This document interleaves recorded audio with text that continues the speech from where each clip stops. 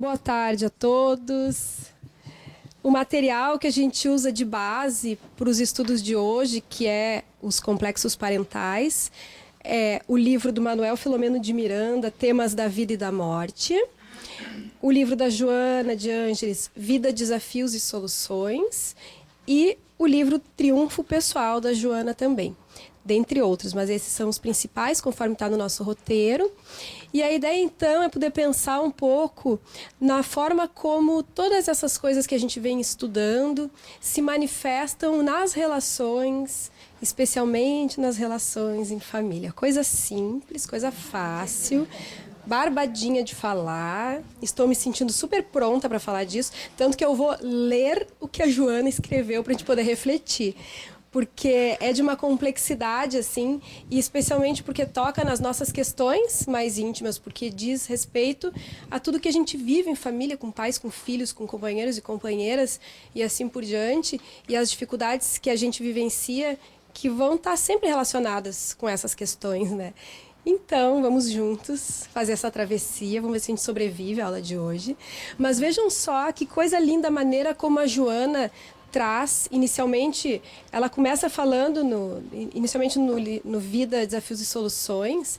Eu quero citar algumas coisinhas que ela diz. Ela coloca assim que o início da vida na Terra, a começar por aí, enfrentou enormes desafios, né? Desde as temperaturas muito elevadas, convulsões geológicas incessantes, os gases venenosos na atmosfera. Então, todo aquele material se formando para permitir que o início do psiquismo em desenvolvimento fosse se manifestar aqui na Terra.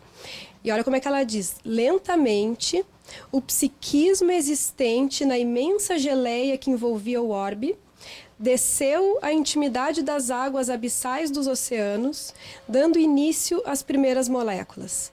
Olha que lindo, né? O psiquismo que já estava ali envolvendo o nosso planeta, aí entra e faz esse contato com a matéria densa para iniciar o seu percurso evolutivo. A gente sabe que Allan Kardec aborda bastante, em grande profundidade, isso na Gênese, né? Mas assim, ela dá uma retomada nisso e coloca, então, isso vai acontecendo ao mesmo tempo que amenizava-se o calor e o movimento intenso das águas. Então, conforme a matéria também vai se organizando, o início do psiquismo começa a se manifestar aqui no planeta. Obedecendo a uma hábil e complexa programação transcendental, teve início a aglutinação molecular. E aí surgem as primeiras formas de vida física.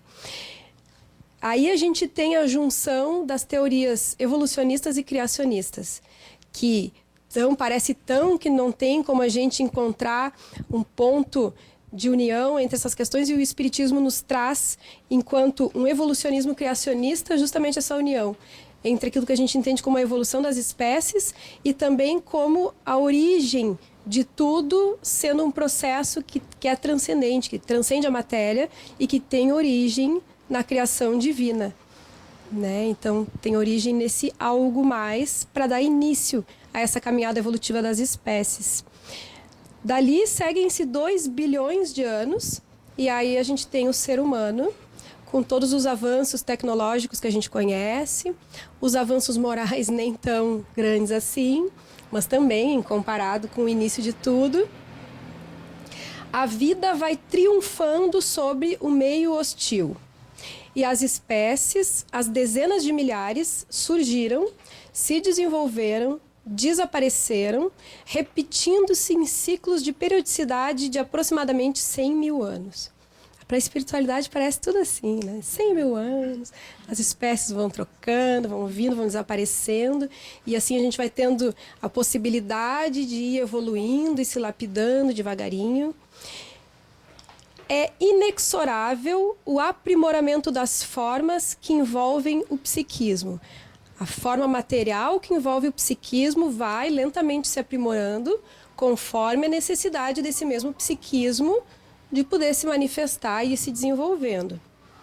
Eu tô pegando trechos assim, pulando, mas é o material daquele livro, tá? Aliás, é um dos livros que eu acho mais bonitos assim da série psicológica, Desafios e Soluções. No suceder dos ciclos da evolução, as conquistas e os prejuízos de cada experiência se refletem na imediatamente posterior. exigindo maior contribuição do ser para se depurar e desenvolver outros segmentos que nele jazem aguardando oportunidade. Cada situação que a gente vive vai se refletindo na próxima, de encarnação a encarnação, e cada vez mais exigindo que nós participemos desse movimento de oportunizar questões internas a virem, assim, como é que ela diz aqui? Exige uma contribuição do ser para desenvolver outros segmentos que nele jazem aguardando oportunidade. Outros segmentos que nós temos aguardando para aflorarem também e a gente poder, então, crescer nesse sentido. E aí ela coloca, é justamente aí, quando a gente começa essa caminhada do livre-arbítrio, a gente começa a participar desse movimento de trazer à tona os nossos potenciais divinos, aí é que a gente vai ter os impedimentos à expressão da vida, que vão se relacionar como domésticos, sociais, afetivos, econômicos, do interrelacionamento pessoal. Então, é aí que começa, então, também as nossas dificuldades, né? Nós vamos repetindo por atavismo automatista as experiências, especialmente aquelas nas quais a gente fracassou. A gente tende a repetir tudo aquilo que a gente viu do funcionamento do próprio inconsciente, que vai trazendo a compulsão, a repetição, aquilo que a gente não conseguiu elaborar, a gente vai repetindo, repetindo, repetindo. Numa mesma vida, a gente presencia isso muito, né? O mesmo tipo de relacionamento, namora sempre com o mesmo tipo de pessoa, tem sempre os mesmos tipos de dificuldades. A gente vai se colocando em situações que se repetem, e através das encarnações também, a gente vai se deparando com as mesmas circunstâncias, para que a gente possa, então, superar aquilo. Então, a gente vai repetindo por um automatismo. E aquelas experiências que a gente fracassou, especialmente, para ir desenvolvendo esses recursos que estão latentes e ir aprimorando eles devagarinho, né?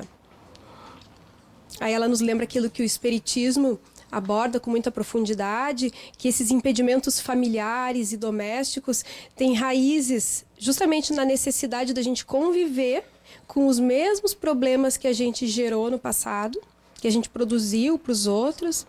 Então, lares difíceis, relacionamentos familiares ásperos, de uma mãe dominadora, de um pai autoritário, remontam ao nosso passado de desregramento, de dar livre vazão aos instintos, de passar por cima dos outros.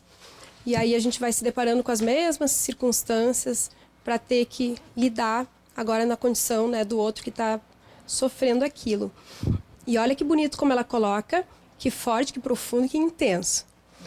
Quando se compenetrarem os pais de que o lar é o santuário para a vida humana e não um campo de disputas para a supremacia do ego, quando os adultos se conscientizarem que a educação é um ato de amor e não um meio de intimidar e de descarregar problemas, quando as pessoas entenderem a família como um compromisso dignificador e não um ringue de lutas, as trágicas ocorrências do abuso infantil, pela violência, pela indiferença, pelo estupro, pela miséria em que nasce o ser e a ela fica relegado, vão ceder lugar à construção de uma sociedade justa, equânime e feliz. A Joana de Ângeles, ela repete muito esse aspecto, assim, do quanto aquilo que a gente constrói a nível de sociedade tem raízes nessas relações mais primeiras, lá da constituição familiar. E do quanto, por mais que a gente veja muitas dificuldades com relação à família hoje em dia, e novas configurações de família também, ela diz assim que, por mais que pareça algumas vezes que a família vai se extinguir, não é verdade, que nunca vai se extinguir, e que justamente é ali que a gente vai, com base nas relações familiares, construir uma sociedade mais humana, mais justa, né? Então vejam como ela aborda isso, né? E ela segue dizendo assim, isso porque a criança maltratada, sob qualquer aspecto que se considere, vai projetar contra a sociedade o espectro do terror que a oprime, do abandono em que estertora e, na primeira oportunidade, vai tentar cobrar pela crueldade o amor que lhe foi negado. Ela diz que se a gente for observar a origem da vida dos criminosos, sempre vai ter alguma questão assim de um lar muito difícil, sabe, lares infelizes, agrupamentos perversos. Então, o quanto isso é importante e que depois, no caso, a criança que vivencia isso vai cobrar da sociedade através da crueldade, né? A gente vê que os atos de crueldade são manifestações da tentativa de buscar esse amor que a pessoa sente que foi negado. Então, uma infância infeliz vai deixar essas marcas, né? Tanto de complexos de inferioridade ou de superioridade, que aí ela aborda mais no livro Triunfo Pessoal. E dentre as variantes inúmeras, assim, imagem de desvalor, de insegurança, de ciúme, desconfiança, de dominação do outro, autocomiseração, agressividade. E tudo isso vai nos ajudar a entender o porquê da dificuldade do ser humano, muito, em poder ter uma vida social harmônica. E o quanto uma convivência social vai produzir angústia, no caso, assim, né, devido a essas marcas que todos nós de alguma maneira trazemos, e que aí depois vão produzir a dificuldade da gente se inserir em grupos, da gente conviver com pessoas, e essa tendência a gente repetir as dificuldades que nós vivemos.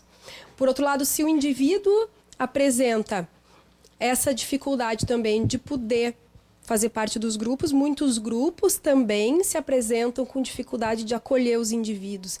A gente vê agrupamentos de pessoas muito fechados também, que se recusam a receber novos membros. E isso não é uma coisa falada, são coisas sutis. Eu atendi há pouco tempo um caso que era assim, uma mulher jovem que tinha um grupo de amigas desde a adolescência, umas 4, 5 ou 6 amigas assim, que vieram da adolescência, cresceram, começaram a construir suas vidas, 20 e poucos anos assim, mas continuaram muito amigas, uma vez por mês se encontravam para se ver. Só que uma relação madura seria basicamente isso, se encontrar para se ver, trocar experiências, matar saudade, essa troca afetiva, né? Só que no caso delas tinha ficado uma marca muito importante, assim, que parecia que cada uma não podia ter uma vida própria independente. Havia uma certa cobrança. Se alguma delas estava com um namorado, por exemplo, e aí se ausentava um pouco mais, ou não participava, não era tão presente, as outras ficavam falando mal daquela. Aquele movimento, assim, sabe aquela coisa bem adolescente, assim, né? A fulaninha não está se comportando mais como a gente, então ela não faz mais parte desse grupo. Em última instância, é uma coisa infantil dessa maneira. E é um mecanismo de defesa. O medo do grupo de se extinguir devido à mudança, porque as criaturas foram crescendo, não são mais adolescentes, entraram na vida adulta, as pessoas vão mudando e as relações vão mudando também. E isso é saudável. O interessante é que a gente possa crescer junto e mudar junto. Porque se a gente se recusa a mudar, a gente fica criando esses mecanismos de defesa e repetindo relações de conflito. Porque era um conflito horroroso. Sempre tinha alguma que era o bode expiatório e estavam brigando, porque uma daí estava com o namorado, aí terminava com o namorado buscar as amigas, mas aí agora buscou as amigas só porque não está namorando, então ela é interesseira, umas coisinhas assim. Não foi mais de uma situação eu acompanhei dessa maneira. Então, evidencia um estágio primário no processo de evolução do grupo, a Joana diz assim, nesses termos, para ver o quanto a gente ainda é primário. Quando a gente começa a repetir essa exigência, essa posse sobre a vida do outro, só um pouquinho, se a criatura quer vir no encontro, não quer, que fique em paz, que venha, que não venha, né? É que nem aqui, a gente tem uma certa regra, assim, de convivência, de trabalho no grupo da Joana de Ângeles, mas tá, se um precisou se ausentar, se faltou um dia, se tem que vir no outro. A gente vê agrupamentos, muitas vezes, inclusive, assim, de estudo, onde tem aquela cobrança, aquela coisa autoritária, assim, não, mas aí se a pessoa não veio me dar satisfação, então é execrado, expulso, não pode mais participar. É claro que eu não tô me referindo assim a ter regras, cada grupo vai ter as suas regras, tem alguns estudos que tu não pode faltar X vezes, porque senão interrompe mesmo, fica difícil, né? Tudo isso tá bem. Mas aquilo que a gente vê nas relações, assim, aquela relação de posse e de cobrança que a gente precisa superar. Nós não somos donos do outro, nem de nós mesmos, né? Quem dera a gente fosse dono de nós mesmos, então se a gente conseguir fazer esse movimento de trabalhar as nossas questões, a gente já está em grande vantagem. Então, a gente tem esses diversos complexos, mas antes de dar continuidade, eu quero dizer para vocês que eu coloquei 4 questões aqui, que eu gostaria que nós pudéssemos conversar em grupo e no final do encontro de hoje a gente tentar responder. Eu vou ler elas para a gente já ir pensando. Vou continuar expondo algumas coisas aqui que a Joana traz nesses materiais. Tem mais um material interessante de um livro do Gelson também, que eu vou em seguidinha trazer para vocês. Mas antes disso, vamos ler as questões e depois no final a gente responde. A primeira delas, então, Como fica o livre-arbítrio em relação à influência do meio em que o espírito reencarna?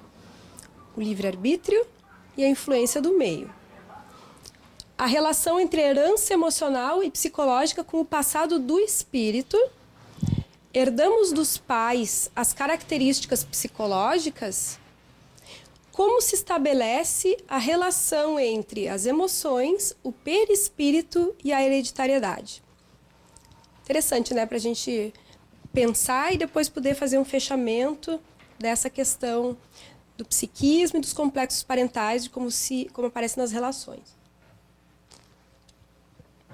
Então, a Joana vai dizer que uma personalidade madura, mais bem desenvolvida, vai ter a tendência a encarar os desafios existenciais, as dificuldades que se apresentam na vida, mais como oportunidades de crescimento, como testes para que a gente se supere, como oportunidades de evolução.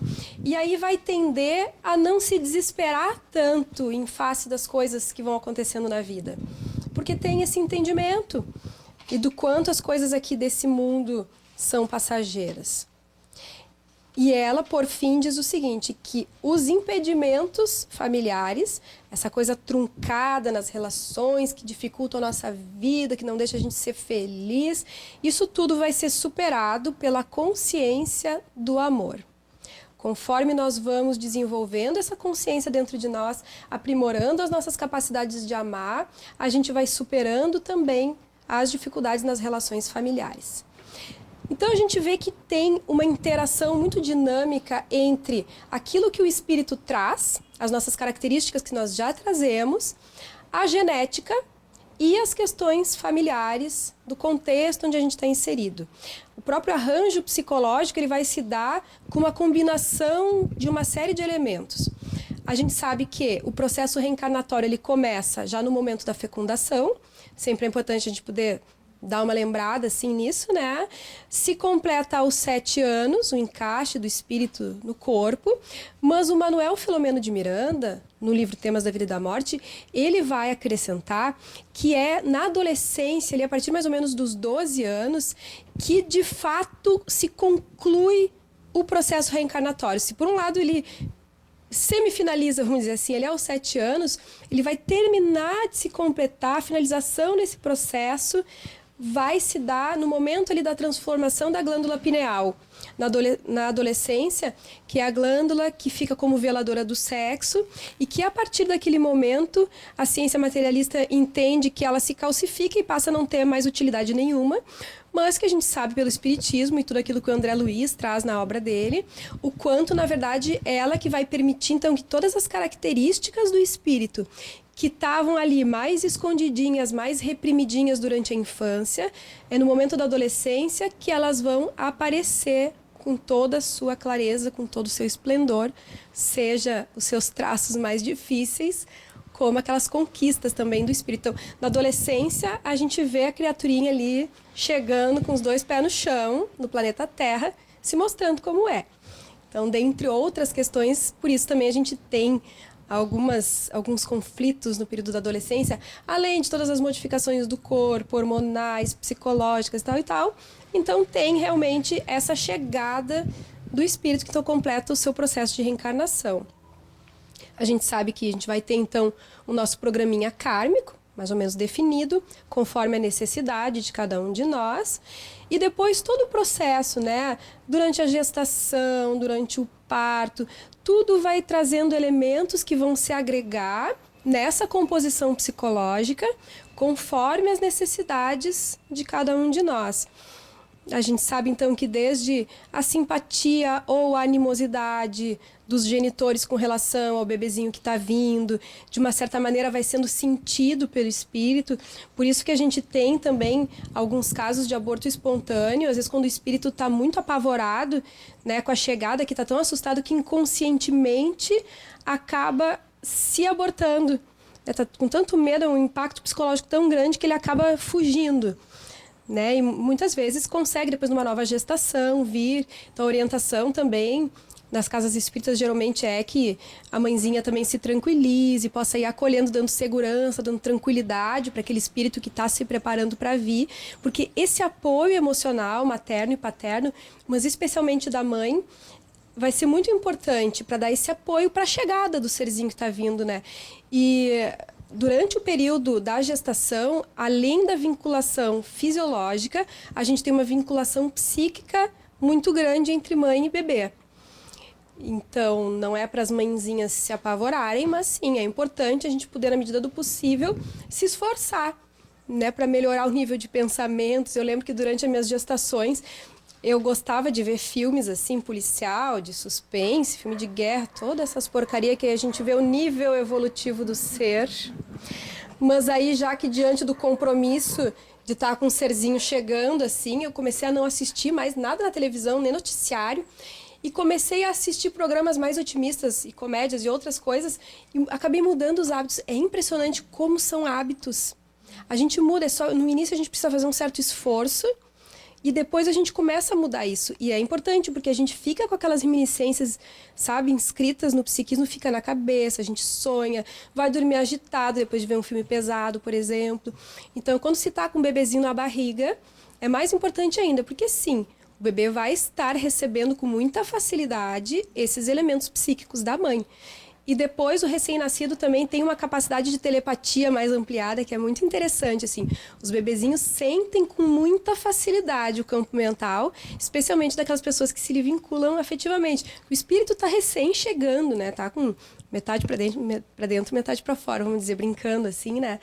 Mas então tem muita facilidade de sentir esse campo extrafísico. Então, esses elementos vão permeando toda a chegada do espírito, toda essa composição psíquica que vai formando a nossa personalidade atual e trazendo os desafios que a gente vai enfrentar.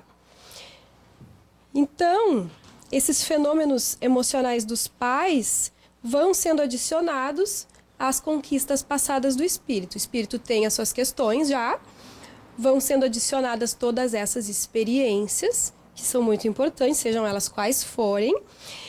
E depois a gente vai apresentar, então, as nossas características. A gente sabe que durante a infância a gente tem essa repressão do passado, a criancinha vem, aparentemente, né, não apresentando tanto daquelas suas características, justamente para facilitar essa absorção de elementos novos, tem mais suscetibilidade às influências parentais.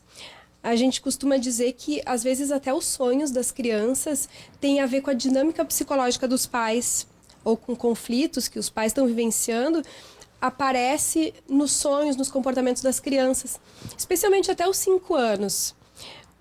A criança vive com muita facilidade o inconsciente dos pais e os padrões emocionais. Mesmo que as coisas não apareçam no nível manifesto, ela capta, e aí isso aparece de outras maneiras.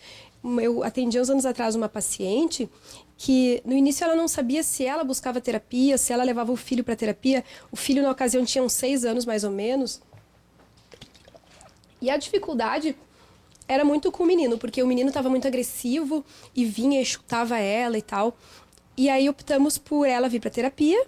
E foi muito interessante que à medida que ela foi tratando questões dela, e especialmente no que se referia a conflitos no casamento, e foi resolvendo alguns conflitos no casamento, o gurizinho foi ficando melhor. Trata a mãe, a criança fica melhor. Vocês não sabem quanto a gente vê isso na psicologia. Ou trata os pais, ou trata o pai, a criança fica melhor. As crianças respondem de uma maneira... Não que a gente não deva levar a criança a tratamento, muitas vezes sim. Mas na grande maioria das vezes, tratando os pais e a maneira como os pais lidam com aquela criança, a gente consegue melhorar muito os sintomas da criança. Então, nesse período inicial da existência, além de tudo, a gente tem uma fusão muito grande do mundo interno da criança e da mãe, especialmente. É por isso que a gente diz que é aquele período de simbiose, que é natural, que é importante. O bebezinho, no início, não sabe bem claramente quem é ele, quem é a mãe. É uma coisa meio misturada. Aos pouquinhos, ele vai se diferenciando. Parte do nosso self é projetada nos pais. Por isso que a gente tem, até uma certa idade, aquela relação com as figuras parentais de idealização. Os pais são tudo. ou se não é os pais, se é algum conflito muito grande com os pais, sempre tem alguma figura, né, que ocupa essa posição de pai ou de mãe e que é onde a gente projeta parte do nosso self. Se tudo der certo, depois a gente vai reintegrando. Se não der muito certo, vai desintegrando, mas o processo funciona mais ou menos assim. Então, o self, que é essa parte divina em nós, que a gente projeta e idealiza o outro. Um pouco a gente continua fazendo a vida inteira. A gente projeta o nosso self e vai idealizando pessoas maravilhosas, como Chico Xavier, como Divaldo Franco. Também se prestam à projeção do nosso self. Um pedacinho do divino em nós, a gente enxerga neles e acha bonito. Então, a gente sabe que o bebê não é uma tábula rasa, não é passivo. Às vezes a gente tem aquela impressão, assim, como se o bebê fosse tão passivo, né? Quem já teve filhos aqui sabe que é bem diferente. O bebê é a vossa majestade, o bebê. Ele entra para reinar e quem manda na família é ele. E se tudo der certo, tem que ser assim no início, depois tem que mudar. Mas a gente tem aí dentro das linhas teóricas da psicanálise diversas formas de pensar, de entender o comportamento humano. E na época pós-freudiana, na escola inglesa de psicanálise, a gente teve um conflito muito grande entre a escola de Melanie Klein, que entendia a importância da pulsão e das questões internas como maior do que todo o resto na constituição psíquica do ser humano, e tinha a escola de Winnicott, que entendia a importância do meio como fundamental para o bom desenvolvimento da saúde mental. A gente tentando fazer um pouco da junção disso tudo, pensamos que a gente precisa um pouco de cada. Né? A gente tem a importância das pulsões e acrescentando o espiritismo naquilo que o espírito traz de outras encarnações, e também a importância do meio e do holding que o Winnicott falava, que é o acolhimento, de poder dar esse acolhimento à criança. Ele falava da mãe suficientemente boa, eu adoro essa expressão, porque mãe e culpa são palavras que andam sempre juntas, porque mãe sempre tem culpa de não ser perfeita, e o Winnicott vai nos tranquilizar, que é uma maravilha, porque ele vai dizer assim, que se a gente for perfeita, a gente estraga com tudo. Se a gente for perfeita, a gente não deixa o filho crescer e se desenvolver. A gente tem que se frustrar, porque senão não se fortalece, não vira um ser humano capaz de se colocar no lugar do outro. Então, as nossas debilidades, as nossas dificuldades, as nossas falhas é que vão permitir que o filho possa se desenvolver. É nessas brechas que ele vai se desenvolver também. Ele vai precisar do amor, de tudo aquilo que a gente puder oferecer de acolhimento, mas vai precisar se frustrar, ver que a gente é gente, ver que a gente falha, que a gente faz coisa errada, que a gente pede desculpa e que a vida segue, que a gente está crescendo juntos, porque somos todos espíritos em evolução. Então, nós temos tanto a importância de uma coisa como da outra. E aí, na infância, a gente vai colhendo esses novos elementos, renovando possibilidades para a nossa evolução e impregnando o nosso psiquismo, né, de novas coisas. Às vezes, o meio mais atrapalha do que ajuda. Mas, aí eu quero acrescentar um material que eu achei aqui nas minhas coisas, que a gente não colocou no roteiro, mas que é tão rico, que é do livro do Gelson, A Quem e Além do Tempo, o capítulo que fala Somos Filhos de Quem. E ele diz algumas coisas assim que eu acho tão importantes, porque nós temos ainda uma herança psicanalítica de entender muitas dificuldades do ser humano como culpa do pai e da mãe, especialmente da mãe. A culpa é sempre dos nossos pais, das dificuldades que a gente passa. E, ok, se o meio, de uma certa maneira, atrapalha muitas vezes, e sim, o faz, infelizmente, não é culpa do meio. A gente também está inserido naquele meio por uma razão. E olha só o que o Gelson coloca. Ele diz assim, que talvez a gente seja tão afetado assim pelos pais porque nós alimentamos essa fantasia e reforçamos essa ideia, acreditando e até buscando sermos por eles influenciados do que pela real influência dos mesmos. Então a gente alimenta, tem um tanto disso. Mas talvez a gente dê uma importância exagerada quando nós desconsideramos a realidade espiritual que fez com que nós nascêssemos ali por uma razão mais profunda. E que se a gente for examinar mais detalhadamente, a gente vai ver que às vezes o culpado era nós mesmos, né? Ou às vezes o pai ou a mãe difícil na outra encarnação foi nós, e os nossos pais foram nossos filhos. Então muitas vezes os nossos filhos foram nossos pais, e aí a gente deixa a coisa um pouquinho mais complexa do que já era na psicologia. é necessário, primeiro, nós reconhecermos que os filhos são espíritos em aprendizagem e que podem ser mais maduros do que nós. A gente vê muitas vezes, né, essa diferença assim, de maturidade entre pais e filhos e às vezes as crianças, adolescentes, os jovens, né, e vice-versa. Mais do que culpar o sistema familiar, insistimos que isso se deve mais pelo materialismo e egoísmo que nós vivemos. Então, que importante, né? Uma outra coisinha que ele diz aqui não basta a gente possuir o conhecimento espírita, obviamente, a gente precisa dar corpo a esse conhecimento nas nossas vidas e cuidar para não projetar nos nossos filhos as nossas necessidades. Quantas vezes o pai ou a mãe queria ter feito balé, ter feito medicina, ter feito direito, que geralmente é assim, e aí não deu, não fez, não pôde, e quer que o filho viva aquilo, quando daqui a um pouco não é a caminhada daquela criatura, e a gente tem que poder aceitar, poder se colocar no lugar daquele outro espírito, né? A psicologia junguiana vai dar um valor bem grande, assim, para a visão sistêmica, focando então no contexto todo, não só na figura que está apresentando o problema, na figura que está apresentando o sintoma, ou não só na criança, se no caso for uma criança que vai para terapia, mas em todo esse contexto familiar. E aí, então, quando chega na adolescência, voltando à questão da glândula pineal, né, que na infância vai exercer o controle dos instintos sexuais e depois aparentemente se calcifica.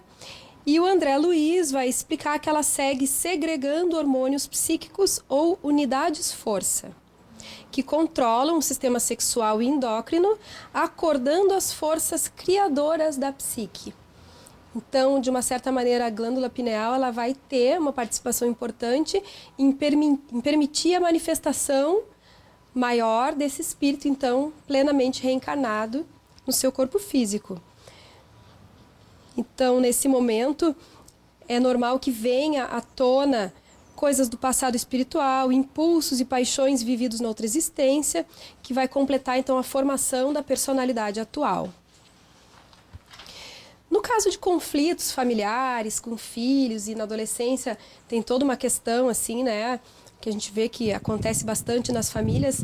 A Joana pontua no livro dela ali, que é importante os pais sempre poderem buscar, insistir em trabalhar um relacionamento mais amigável, não desistir dos filhos difíceis, mas poder fazer o movimento de ir atrás desses mesmos filhos, né? E poder se trabalhar nesse sentido, porque muitas vezes as pessoas se pegam criticando uma postura inadequada de fato, ou aparentemente inadequada, não sei, do adolescente. Então, de procurar se abster dessa crítica insistente e procurar reforçar mais os pontos positivos, valorizar os aspectos positivos da criaturinha ali, para tentar poder fazer uma ponte, uma ligação amigável, para poder então entrar na vida desse adolescente que muitas vezes se fecha e está em conflito com os pais, né?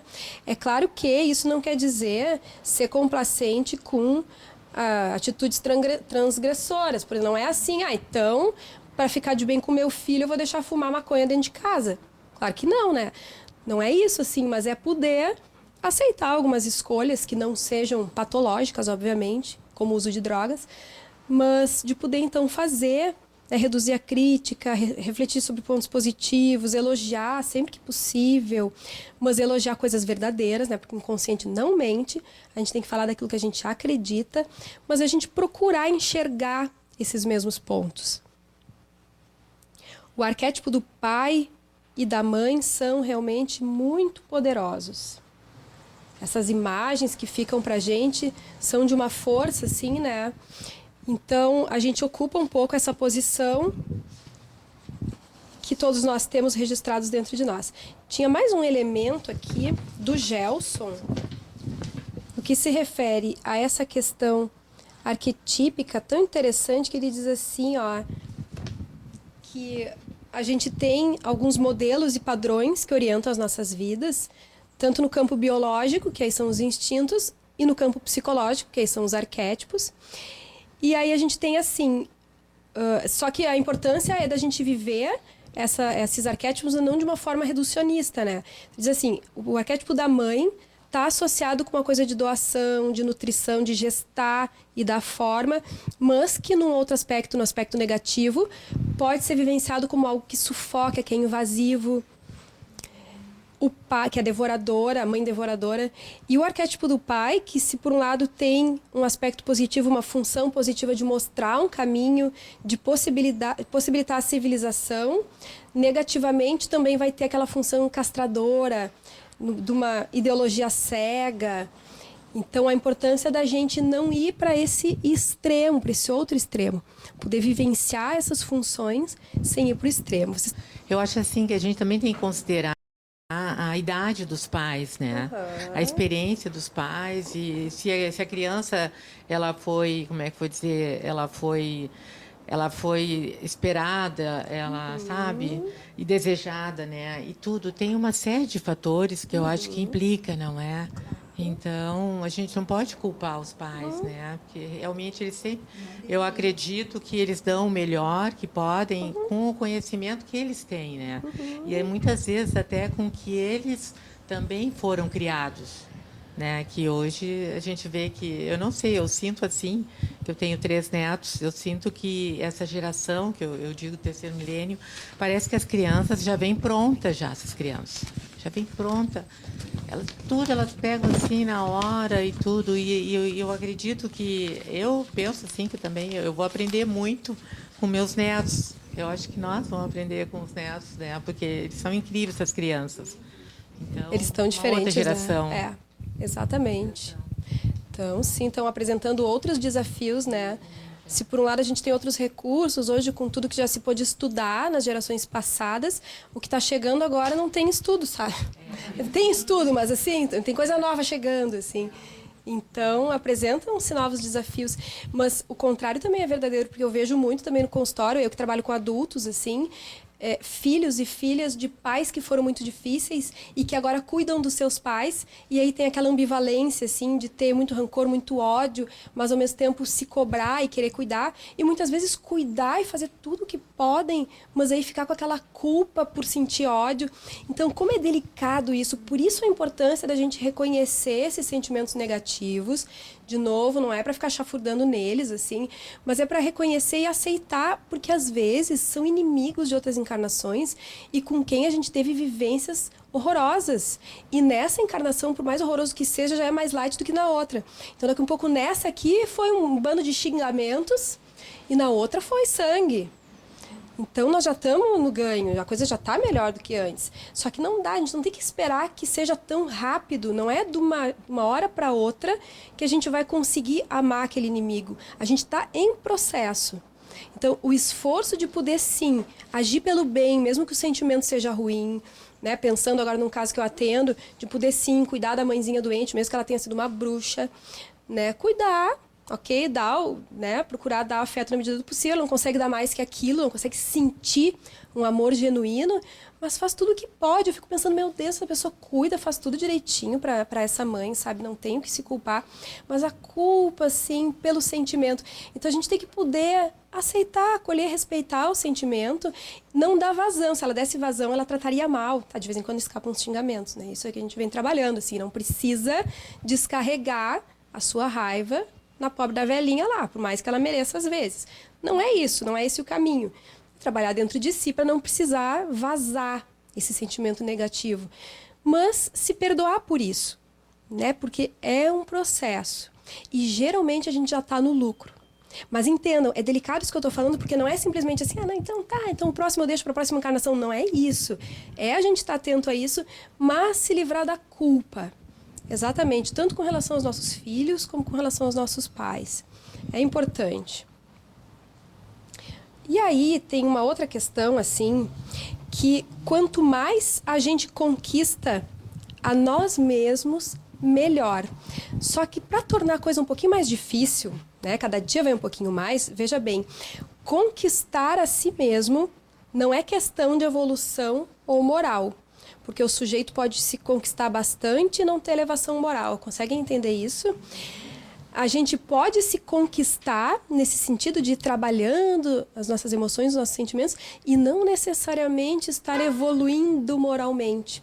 E a gente pega aqueles casos assim de criaturas umbralinas que têm muito conhecimento, não só umbralinas, né? Terrenas umbralinas também, mas com muita cultura, com muito conhecimento, com muito domínio egóico de si, que tem aquela aparente diplomacia, que tem tato, que são super refinados e que são uns monstros. Hitler, por exemplo, ouvindo música clássica. Aí tu pensa, a criatura gosta de música clássica. E era um doido. Né? Então, a gente precisa trabalhar essas questões, nos conquistar, mas só isso não basta. Tem um livro que eu li, e eu juro que eu passei a semana tentando lembrar onde é que tá, porque eu falo as coisas sem dar as referências, é a coisa mais feia que existe, ainda mais agora que vai pra internet, né? Aí o pessoal começa a cobrar. Mas eu não consegui descobrir onde é que foi. Não sei se foi do André Luiz, do Manuel Filomeno de Miranda, mas era algum deles. E estava aprendendo a volitar. E ainda estava no início assim, do aprendizado, não sabia volitar muito bem. E vão os mentores e esse espírito junto no umbral para fazer algum trabalho e tal. E lá ele tem contato com um espírito bem perverso, assim, que volita com a maior facilidade. E aí depois ele questiona o mentor assim, tá, mas né, como assim essa pessoa... Eu tô lá na colônia, não consigo, né, mal e mal dou um pulinho. E ele tá aqui e vai com a maior facilidade. E uns criam plasma, aquelas coisas espirituais de asa e disso, daquilo, aquelas coisas que a gente sabe que tem nas regiões umbralinas. E aí é explicado para ele que ali, aquele espírito, no caso, tem um grande domínio mental. E pela força mental ele consegue fazer isso. O que não necessariamente quer dizer evolução moral. Então, aí tem outra coisa, né? Como a gente tem que cuidar para não perder de vista, porque a gente está aqui se trabalhando intelectualmente, mentalmente, para se superar, para se conhecer, para se conquistar. Mas o que mais importa, além de tudo isso, é a nossa evolução moral, é o amor. Se em última instância a gente não conseguir fazer nada direito, mas conseguir amar, é melhor que a gente foque nisso. Já que não dá para focar em tudo, porque é difícil a gente dar conta, né? Nós somos tão pequenos assim, e é tanta coisa. Foquemos no amor. Se não der para fazer outra coisa, que seja nisso. Se não der para fazer no passado, que seja agora, daqui para frente. Porque a gente vê diariamente, cada vez que a gente estuda mais o espiritismo, é isso que importa. Então, a evolução tem a ver com esses recursos morais, éticos, virtudes, que, por sua vez, vai dando mais capacidade de dialogar com a vida, vai dando mais alegria, vai dando mais confiança e menor suscetibilidade com relação à influência do meio.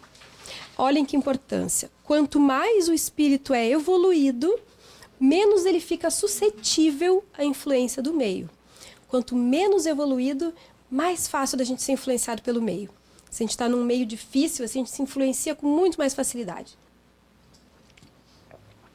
Quanto mais evoluído, mais proativo com relação ao meio ambiente também.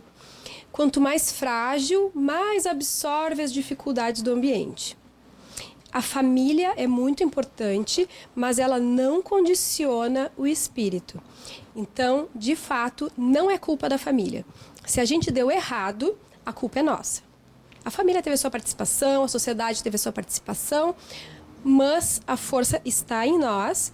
E quanto mais a gente for evoluindo espiritualmente, mais a gente vai poder estar livre também dessas influências quando perniciosas. E aí a gente vê que a gente herda as formas mentais, inclusive não os conteúdos. A gente herda o temperamento, a gente herda os tiques, os jeitos, jeito de ser, de se comportar, mas o conteúdo, esse conteúdo mais profundo, emocional, psicológico, é nosso. Nós que trazemos e desenvolvemos.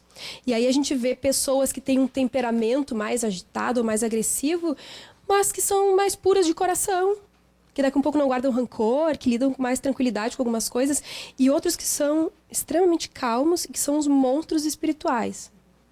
Né? Por isso que a gente tem que cuidar com as aparências e que a gente também não tem que se preocupar tanto com as aparências.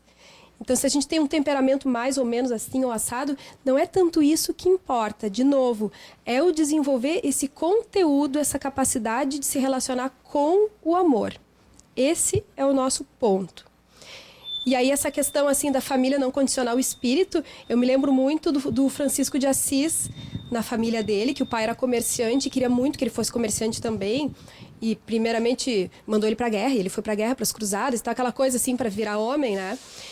E que lá pelas tantas ele até estava mais ou menos naquele ritmo do pai, só que o espírito dele começou a vir aquelas questões mais profundas dele e ele precisou romper com aquele pai. E foi um rompimento muito difícil. E às vezes difícil pro pai, assim, né? Para ele também, mas assim, teve que ser um rompimento drástico. Tanto que ele sai da casa do pai, né? E vai construir a sua igreja inicialmente material para depois ser no campo interno dos sentimentos.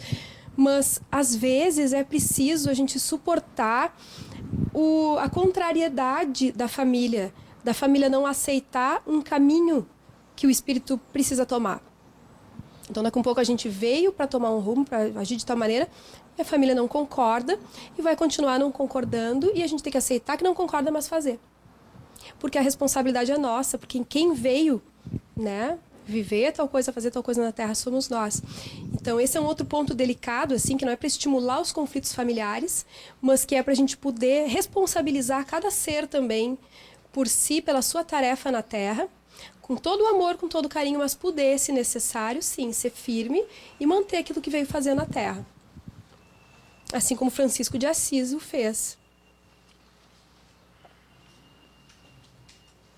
Tem um conto que eu acho muito interessante, da Serpente do Sábio, que tem um pouco a ver assim, com isso que a gente está falando, que era mais ou menos assim.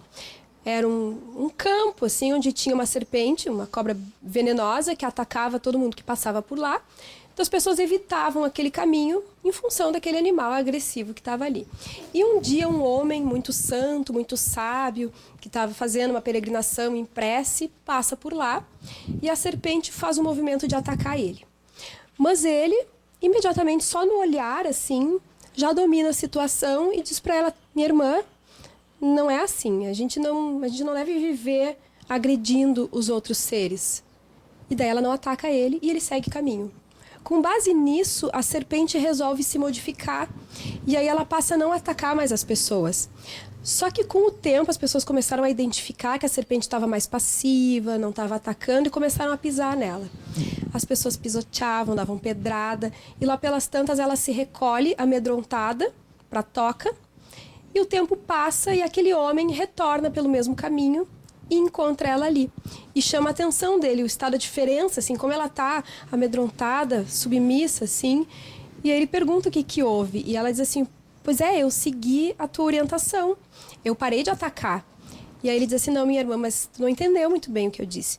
Se por um lado eu disse que a gente não deve atacar os outros seres, nada impede que tu continues usando dos teus silvos e das tuas... Como é que é o barulhinho da cobra? Que tu sigas assustando, porque tu não pode deixar que os outros pisem em ti. Então, tu te proteger e tu os dentes, mostrando as presas, mostrando as presas e emitindo silvos.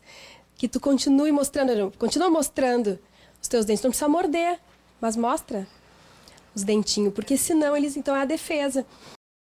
Então, que tu não ataque, mas que tu continue mostrando ali a tua integridade enquanto ser também, para não te pisar, porque Jesus soube ser muito firme quando necessário. E a gente cita sempre a cena dos vendilhões do templo, né, onde ele tem uma reação bem forte, bem intensa, que era a linguagem que precisava ser emitida para que as pessoas entendessem.